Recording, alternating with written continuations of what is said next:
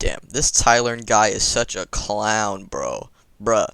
How are you gonna upload a Dragon Ball What If when you know damn well no one gives a shit about any of them? Make What If Kakashi adopted Naruto Part 8 right now. Well, fuck up, cause we're doing this What If.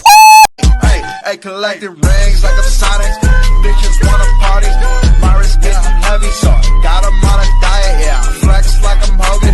Yo, bitch coming over. Yeah, we respect. We start our story off right after Piccolo has just taken Nappa's break cannon.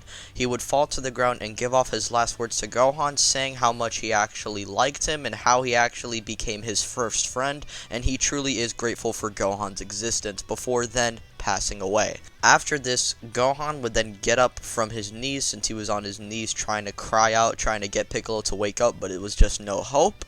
And after he gets up, he looks to Nappa, and he would then fire off his Masenko towards Nappa. This time, Gohan's rage is a lot more significant than the canon timeline. Like, to the point of maybe becoming Super Saiyan. I'm not going to make him become a Super Saiyan, obviously, but he's, like, on the brink of it. Like, at that point, his hair is just glowing yellow, and he's just a lot more powerful now. And Vegeta's Scouter is just constantly rising until Nappa would just get finished off, and then Gohan then passes out, due to the exertion of all of his rage and adrenaline from that one blast. However, it was worth it, since it actually killed Nappa in the end. Krillin, seeing this, is actually happy that Nappa's dead, but at that point he then knows that he's the only one alive at this point, or the only one who's able to fight, and now he has to fight Vegeta, who's even stronger than Nappa, who was previously clowning on Krillin beforehand. Now, Krillin believes he's kind of screwed until Goku would then arrive onto the scene, and Goku would see all the dead bodies on the floor, and he would see Gohan's body. He would be shocked and try and see if he actually has a pulse, and it is then revealed that he actually does have a pulse. So you guys don't have to worry, Gohan is still alive, and I wouldn't even make him dead in the first place, because it would actually kind of be somewhat similar to What If Nappa Killed Gohan, which is a very fire video, which you guys can go check out on Dex Comics' channel. And with that being said, Goku would give Krillin a senzu bean, and Krillin would then fly out with Gohan's fatigued body to try and get away from the scene so Goku and Vegeta can have their match. Goku and Vegeta still have their fight and their Kamehameha Gallic Gun clash. Now this would lead into Vegeta becoming a Great Ape and bodying Goku, so this would lead into Krillin actually having to turn around. And at that point, Gohan would then wake up and Krillin would give him all the information, and Gohan would tell Krillin to speed it up so that they can help his dad. Now with this happening, the story would kind of play out as per normal, with Gohan, Krillin, and Goku and Yajirobe basically combining all of their efforts and power to try and defeat Vegeta, and it actually works out in the end. Now, after this, like in canon, Vegeta is then spared by Krillin because of Goku wanting to have another fight with him, since he actually didn't get to fight him fair and square. And with that being said, this would conclude the Saiyan Saga. However, we would still move on with the Namek Saga, as we still have plenty of time to cover that saga. Now, in this timeline, I actually want to have a couple of things change. Not only Goku is in the hospital, but also Gohan is. Reason why is because Goku actually gives the last senzu bean that he has in the Saiyan Saga to Krillin only, because Gohan is knocked out. He's not going to try and wake him up and then give him a senzu bean. He can't wake up. He just used all of his power. He needs some time to rest. So with that being said, Krillin and Bulma are the only ones who are able to go to Namek, since Gohan and Goku have to take their time to recover in the infirmary room.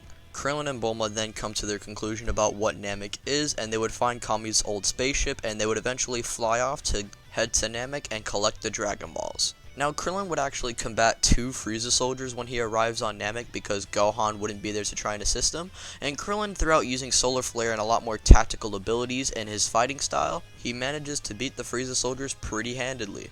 And with that being said, Krillin would still encounter the Namekian village that Dodoria is running rampant on. Now, as Dodoria is getting ready to kill Dende, Krillin then remembers that Gohan was knocked out, unconscious, Piccolo was killed, Tien was killed, Yamcha was killed, all before this moment, and he's not going to let another person die because of him and because of how weak and scared he was. He's done with this. And so Krillin then powers up, charges towards Dodoria, and kicks him into a nearby house before then grabbing Dende and rushing off as fast as he can.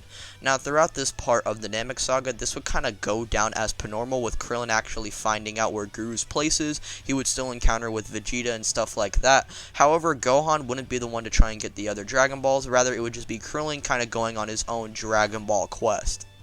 Now, the Ginyu Force would still arrive onto the scene, and Vegeta and Krillin would have no other choice but to try and work together to combat the Ginyu Force, but Recoome still kind of bullies both of them, and Recoome is getting ready to finish them off once and for all. Now, as I was explaining the events of Namek, something else would be going down, and that's Goku and Gohan's recovery. They would eventually recover, and they would then head into the gravity ship that Briefs made them. Now, during Goku and Gohan's countdown heading to Namek, just flying through space and vibing, or the ship vibing, Goku and Gohan would just be training with the utmost intensity because they just want to get stronger. Because Gohan, he wanted to save Piccolo and he couldn't do that because he was too scared. And he's tired of being scared, and plus he's never actually trained with his dad before, so this could actually be some good reconnecting time since Goku and Gohan, literally right after Gohan was like 4 years old, Goku just died for a year and he never seen his dad ever since. He didn't even get to see him arrive onto the battlefield fighting Vegeta because he was knocked out. Now, as they are actually doing all of this training and Gohan is trying to move through the gravity, Goku would actually use his Kaioken technique to actually help him make it easier for himself to move. And as this happens, Gohan is just witnessing the full power of the Kaioken, and he is really amazed by it. And he actually is asking Goku if he could teach him it so that he can actually try and trial through the gravity training because he's having a very hard time. And with this happening, with the conjunction of the gravity training along with Goku's teachings, I do believe Gohan could learn the Kaioken.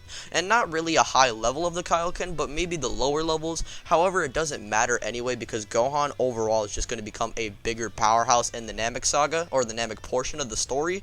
Reason why is because he's been training with his dad for a couple of days in intense gravity, along with learning the Kaioken so he can amplify his power. Now, I'm going to say Gohan is actually able to amplify his power at the maximum of 6 times. So yeah, he's able to use the Kaioken times 6.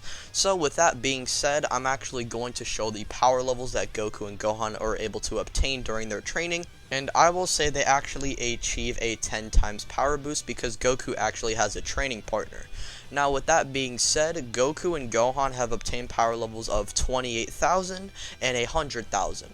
Now, the reason why I got this 10,000 power level from Goku is because I'm just going to say he got a 2,000 plus power level after his Zenkai boost after his battle with Vegeta. So I'm going to say that his power level is 10,000. And Gohan, the reason why his power level is 2,800 is because I'm going to say his base power is going to be equal to the enraged Gohan who actually used a Masenko against Nappa, but I'm actually going to times that by 10, allowing Gohan's full power to be 168,000 and Goku's full power level being 1 million. So yeah, the Namek arc is going to be a little bit interesting from here, and let's get right into it. Now, when the father-son duo arrive onto Namek, they would quickly fly out to where Recoome and the other fighters are fighting at, and when Recoome is getting ready to use his Ultra Fighting Bomber, Goku then knocks him out, and at that point he would then give Vegeta and Krillin the last few centimeters that he actually did have when he was training with Gohan on the ship. With that being said, Vegeta would sense Gohan's power and how it's actually relative to his own, however he is a little bit above. Now, as for Goku, Goku's power level is on a completely different playing field, and he could be the legendary Super Saiyan. Now, after this, we then get Goku and Gohan trying to combat the likes of Birder and Jace in a father-son duo battle, with Goku taking Jace and Gohan taking Birder, when Gohan tries to fight Birder and would get kinda clowned on at the start. However, that's in retrospect to Gohan's base form versus Birder's base form, and not even considering the Kaioken. When the Kaioken is utilized, Gohan skyrockets in power, putting him above Birder rather than below, and he would quickly finish him off. Vegeta would kill him along with the rest of the Ginyu Force except for Jace because he leaves in time to try and warn Ginyu about Goku and Gohan. Gohan and Goku, seeing Jace take off, decide they will finish him off, and he and Goku will go off to hunt Jace down. When this happens, Goku and Gohan find Jace along with Ginyu, and Goku, sensing Ginyu knows Gohan can't really take him without exerting a lot more power than Goku would have to, so he actually recommends Gohan to take on Jace as he takes on Ginyu. The father-son duo would take on the two strongest members of the Ginyu Force, and at that point, Ginyu and Jace would try and do their best to try and combat Goku and Gohan. However, Goku and Gohan would just be pushed back into a corner, and Goku and Gohan would have no other choice but to exert their Kaioken power. Gohan skyrocketing his power level to 56,000, while Goku uses his Kaioken times 2 to skyrocket his power level to 200,000. With Ginyu seeing this, he then hurts himself and then casts his body change technique on Goku, and Goku Ginyu is born. Now, since Gohan was kind of already fighting Jace and saw all of this go down before he could actually try and intercept Goku and Ginyu, so he would actually understand what has actually happened, and Ginyu, Goku, and Jace try to combine their powers to try and defeat Gohan. However, even Gohan in his base form is able to take on Ginyu, Goku, let alone his Kaioken state being able to take on both of them at the same time. When he uses his Kaioken, he's able to not only beat Jace, but completely bully Ginyu Goku into a pulp, and at that point, Ginyu Goku is now thinking of trying to swap bodies with Gohan. His thoughts would be a reflection of his actions as he then casts his body change technique at Gohan, and it is beaming towards Gohan. Gohan is about to get hit until Goku Ginyu then intercepts the attack, and then Goku is now back in his normal body. At that point, Ginyu is now in his normal body, and he's getting ready to try and swap bodies with Gohan again. However, before he actually can try and do this, Gohan smacks him into the ground, and at that point, Ginyu would then try and swap bodies with Gohan once again. However, Goku would find a frog and then throw it into Ginyu's beam, allowing Ginyu Frog to be born as well. So there we go, we still have the Ginyu portion of the story still happening, and this would lead into Vegeta actually taking Goku's body to put him in a healing pod, and Krillin would then reveal to Gohan after Vegeta and Goku leave that he actually managed to get the Dragon Balls off of Frieza's ship, while Ginyu and Jace were having their battle with the two. At that point, most of this part of the story would actually happen as per normal, with Piccolo being revived and summoned to Namek, and Vegeta would then try and arrive to try and get his immortality, but at that point, Guru is then killed, and Frieza would then fight the Z-Fighters. Now, Gohan at this point in the story is kinda useless, for the most part, at least at the start of the Frieza fight, because he can't really do anything because he's not really enraged, and he's actually a lot weaker than his canon self. However, we would get into Krillin getting stabbed and then brought into the ocean, and at that point, Gohan would get mad and then activate a Kaioken times 6, and this would not only give him a rage amp, but a times 6 to that rage amp. So I will say Gohan's power then skyrockets and actually pushes second form Frieza to near death. However, at that point, he would then activate his third form, and Piccolo would then arrive onto the scene. Piccolo versus third form Frieza, along with Gohan, would kind of take place as per normal, and we would just get final form Frieza kind of bullying on the group of Z-Fighters until Goku then arrives onto the scene. Now, when this happens, Goku and Frieza would have their fight like normal, and he would think that he actually beat Frieza with the Spirit Bomb. However, that would actually turn out to be false, as Frieza then rises from the rocks and then shoots at Piccolo and kills Krillin. Now, with that out of the way, we would just get Goku becoming a Super Saiyan and defeating Frieza once and for all. Now, with that out of the way, I feel like most of the story wouldn't change except for, Gohan knowing the Kaioken. Maybe you can have him utilizing it in the Tournament of Power or the Buu Saga, but for the most part, everything else in this timeline kind of happens as per normal. Unless you guys really do want like a second part to this, if I can try and bring it to you, maybe. But for now, I think this would actually conclude our what if of what if Gohan killed Nappa. Thank you guys for watching this video. I hope you guys do enjoy. If you guys did like it, then hit the like button. Also subscribe and hit the notification bell. That way you are notified every time I upload, and if you are new. Also consider joining the Discord so you can actually interact with me and other YouTube content creators, along with following me on Twitter. With that being said, ladies and gentlemen, my name is Tyler. I'm going to get up out of here. Peace out. Thank you guys for watching.